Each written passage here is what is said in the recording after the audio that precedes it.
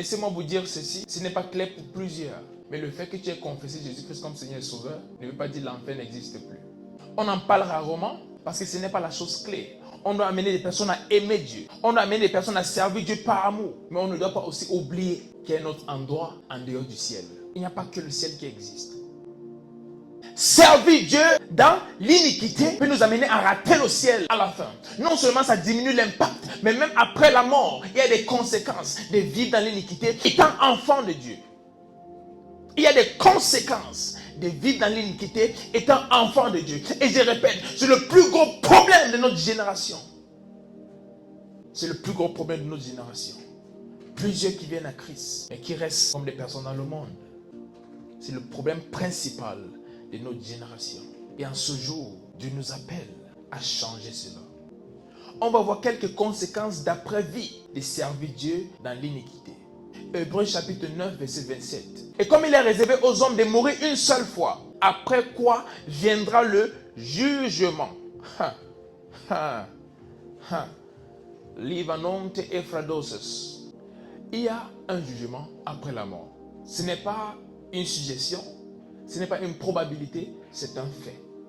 La Bible dit en ce jour, nous allons nous tenir devant lui et nous allons rendre compte pour tout ce que nous avons fait ici-bas. Pendant que tu vis pour Dieu, souviens-toi qu'un jour arrive où tu vas rendre compte pour tout, pas pour certaines choses, pour tout ce que tu as fait ici-bas. La Bible dit on va rendre compte même pour des petits mots. Ce jour-là, tu seras devant Dieu. Peut-être ici, ce que tu fais, les gens ne voient pas. C'est peut-être en cachette, peut-être des choses pas très visibles, ou des choses que les gens ne considèrent même pas comme graves. Mais en ce jour, tu seras devant le roi des rois, le Seigneur des seigneurs, le Saint des saints. Et tu vas devoir rendre compte pour ce que tu as fait avec la vie qu'il t'a donnée. Et quelle sera ton histoire en ce jour, lorsque tu seras devant le Maître. La plupart des fois, nous sommes tellement contents. J'irai au ciel et moi, je suis comme ça. À chaque fois, je le dis et je pense vraiment que je le ferai par la grâce de Dieu, ainsi que toute personne qui m'écoute en ce moment. Mais il est également important de savoir qu'on a été racheté par Dieu pour un but. Et un jour arrive où celui-là qui nous a rachetés va nous demander des comptes. La Bible nous parle d'un maître qui, avant de partir sur un voyage, a donné des talents à ses 3 serviteurs. À un, il a donné 5. À l'autre, il a donné 2. À l'autre, il a donné 1. À son retour, celui qui avait 5 avait 5 de plus, dont il avait 10. Celui qui avait 2 avait fait 2 de plus, dont il avait 4. Mais celui qui avait 1 avait enterré ce qu'il avait reçu. Le péché ou l'iniquité te fait enterrer ce que tu as reçu. Et lorsque le maître est revenu, il a félicité les 2 qui ont multiplié ce qu'ils ont reçu, mais celui qui a enterré ce qu'il a reçu a été jeté. Si l'iniquité t'empêche d'accomplir le plan parfait de Dieu pour ta vie, crois-moi, au dernier jour, tu vas rendre compte pour cela. Il y a des personnes qui doivent aller au ciel grâce à toi. Il y a des personnes qui doivent aller au ciel grâce au don que Dieu t'a donné. Il y a des personnes qui vont connaître Dieu à travers ce que Dieu a mis en toi. Mais si tu laisses le péché empêcher ces choses de se manifester, tu vas rendre des comptes à Dieu. C'est très important de se rappeler qu'il y a un jour qui arrive où nous allons rendre compte à notre Seigneur. Et le problème n'est pas juste l'impact qui est affecté par l'iniquité, mais également, il y a ceux qui servent Dieu. Il y a de l'impact, mais dans l'iniquité. Plusieurs, présentement, servent Dieu. Ils ont des dons. Et la Bible dit, les dons de Dieu sont sans repentance. Donc si tu as donné un don, tu l'as. Et c'est possible de servir Dieu avec ton don, vivant dans l'iniquité. C'est possible de servir Dieu sans toutefois faire ce que Dieu attend de toi. Mais la Bible nous dit, un jour arrive où nous allons rendre compte. Et dans le livre de Matthieu chapitre 7 au verset 22. Il est écrit, plusieurs me diront en ce jour-là, Seigneur, Seigneur, n'avons-nous pas prophétisé par ton nom? N'avons-nous pas chassé des démons par ton nom? Yes. Et n'avons-nous pas fait beaucoup de miracles par ton nom? Amen.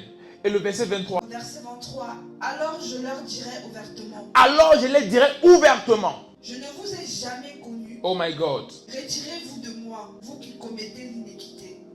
Je ne vous ai jamais connus. Retirez-vous de moi, vous qui commettez l'iniquité. Alors, on va prendre ça comme en français simple. Si le Seigneur Jésus-Christ ce jour te dit, retire-toi de moi, vous qui commettez l'iniquité. Pensez-vous que vous entrerez au ciel? Je ne crois pas. Le rôle de l'iniquité, ce n'est pas juste de nous empêcher de faire ce que Dieu nous a envoyé faire. Ce n'est pas juste de limiter l'impact, mais c'est également pour nous perdre à la fin. Aller avec le don, croyant que parce que je vois des choses, je peux dire des choses qui arrivent. Je peux prier pour des malades et ils sont guéris. Je peux chasser des démons. Alors pour cela, je me dis, j'ai une bonne vie avec Dieu et qu'au dernier jour, j'entrerai au ciel. C'est faux! Et plusieurs utilisent cela pour s'aveugler. Ils disent, si le Seigneur n'est pas avec moi, pourquoi je prophétise encore? Si le Seigneur n'est pas avec moi, pourquoi je guéris encore des malades? Si le Seigneur n'est pas avec moi, pourquoi les démons partent quand je parle? Si le Seigneur n'est pas content de moi, pourquoi je prophétise et les choses arrivent? Mais la Bible nous dit, plusieurs en ce jour diront, Seigneur, j'ai prophétisé en ton nom, j'ai chassé des démons en ton nom, j'ai fait plusieurs miracles en ton nom. Et la Bible nous dit, il va leur dire ouvertement, pas en cachette, ouvertement devant tout le monde, je ne vous ai jamais connu, retirez-vous de moi, vous qui commettez l'iniquité. Laissez-moi vous dire ceci, la pire chose à faire, c'est de vivre toute une vie, croyant qu'à la fin, on va se retrouver au ciel et qu'on soit choqué à la fin. Parce qu'en ce moment, il n'y a pas autre chose à faire. Ce jour du jugement, lorsque tu es devant Jésus-Christ, il n'y a pas d'autre option. Tu ne peux pas remédier aux choses en ce moment. Tu ne peux pas changer les choses en ce moment. C'est le dernier jour et il n'y a rien à faire. Tu ne peux pas supplier que Seigneur Jésus-Christ ait pitié de moi. Tu ne peux pas. Alors, le temps que tu as ici sur terre, c'est le temps de ranger ta vie. Non seulement de servir Dieu comme il se doit, mais de vivre pour lui. Premièrement, cela va te permettre d'impacter ta génération comme Jésus-Christ le désire. Et aussi, ça va te garantir le fait d'entrer au ciel à la fin. N'oublions jamais le fait qu'il y a un jour de jugement qui arrive. N'oublions jamais le fait qu'un jour nous allons rendre compte. C'est une chose que dans notre génération, nous avons oublié. Et pour cela, nous vivons consciemment et continuellement dans le péché sans aucun problème. Ça ne nous dérange pas. Parce que nous avons oublié que le même Dieu, qui est un Dieu aimant, qui est un Père, est également un juge, qui va nous juger au dernier jour. Nous avons oublié cela. Dans la même Bible, qu'il est appelé un Père, cette même Bible nous dit que nous allons rendre compte pour ce que nous avons fait de nos vies. Ce n'est pas pour nous amener à vivre pour Dieu par la peur. La peur ne devrait pas sponsoriser le fait de vivre pour Dieu. Par contre, notre amour pour lui devrait nous amener à vivre pour lui. Et la Bible nous dit clairement que lorsque nous voyons toutes ces choses, toutes ces guerres qui se passent dans le monde, nous devons savoir que la venue de Christ est proche. Dans le même temps, je vais appeler à tous les enfants de Dieu, à ceux qui ne connaissent même pas encore Dieu, que c'est très important de donner vos vies à Dieu pour ceux qui ne l'ont pas encore reçu et pour ceux qui le connaissent, de marcher avec lui de façon intime. Parce que tous ces signes prouvent que notre Seigneur revient bientôt. Et lorsqu'il revient, il faut qu'il nous trouve prêts à l'accueillir. Parce que ceux qui ne seront pas prêts ne seront pas enlevés. La Bible nous parle des 10 vierges. Toutes les 10 étaient vierges, mais il n'y avait que 5 qui étaient prêtes pour recevoir le maître. Il y avait 5 autres qui n'étaient pas prêtes. Et au moment où il est venu, les 5 qui n'étaient pas prêtes étaient allés acheter de l'huile pour les lampes. Et lorsqu'ils sont revenus, il était déjà rentré et la porte était fermée. C'est très important de s'apprêter pour recevoir notre Seigneur qui revient bientôt. Et même cette nuit, le Seigneur me disait, repentez-vous car je reviens bientôt. Et lorsqu'il me parlait, j'ai eu une vision dans laquelle il y avait 2 groupes de personnes. Et un groupe était à l'intérieur et d'autres à l'extérieur. Il y avait comme quelque chose de transparent qui les séparait. Ceux qui étaient à l'intérieur et ceux qui étaient à l'extérieur. Et j'ai vu ces personnes qui étaient laissées à l'extérieur, en train de demander au Seigneur si elles pouvaient entrer. Et il les a répondu que c'était trop tard, ils ne pouvaient pas entrer. Et c'est là que le Seigneur Jésus m'a parlé et m'a dit, demande à mon peuple de se repentir et de se préparer, car j'arrive bientôt. Ça fait un moment que le Seigneur me répète ce message, à travers des visions, même lorsque je médite, il me dit, dis à mon peuple que je reviens. Et si le Seigneur parle de ça constamment, c'est parce qu'il revient vraiment bientôt. Et l'église n'est pas prête, je peux vous assurer. Parce que ça fait déjà plusieurs fois que j'ai reçu ce message de la part du Seigneur. Et à chaque fois que je le vois parler de cette façon, je vois comme de la douleur parce qu'il sent que son peuple n'est pas prêt.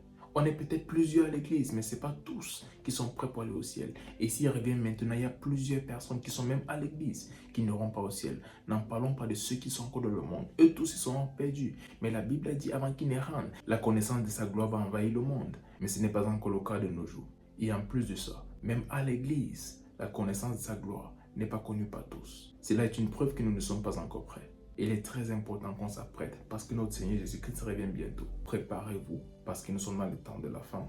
Il y aura des persécutions contre les enfants de Dieu. Il y aura des guerres et il y aura beaucoup d'autres choses qui vont essayer de déstabiliser notre foi.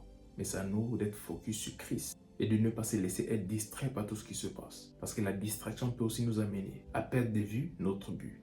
Et si cela s'est fait, tout ce chemin que nous aurons parcouru jusqu'ici sera en vain. Mais j'ai prié pour toi en ce jour que le chemin que tu as parcouru jusqu'ici ne soit pas en vain. Que tu puisses tenir ferme et que tu restes fidèle à Dieu jusqu'à la fin. Que rien ne puisse ébranler ta foi. Fais confiance à Dieu parce que le même Dieu qui t'a sauvé est capable de te guider jusqu'à la fin. Donne-toi plus que jamais à son service en ces jours, parce que ce sont les temps de la fin. Et pour ceux qui ne sont pas encore enfants de Dieu, donnez vos vies à Dieu maintenant. Il n'y a plus le temps. Il dit dans le livre de Romains chapitre 10 verset 9 que celui qui croit qu'il a ressuscité d'entre les morts et qui le confesse comme Seigneur sera sauvé.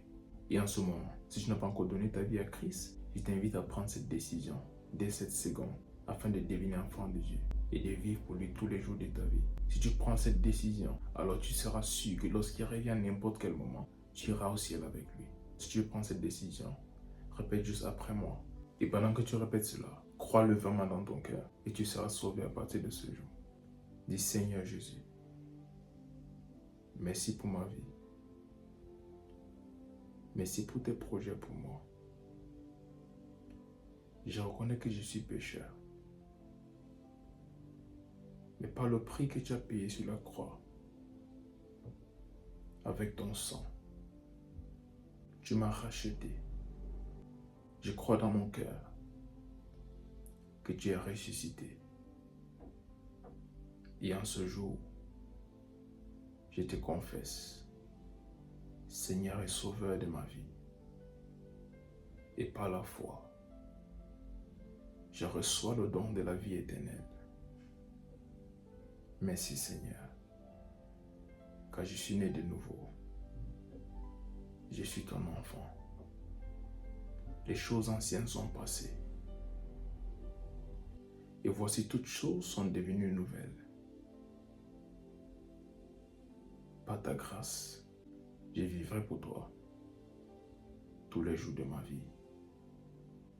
Au nom puissant de Jésus. Amen.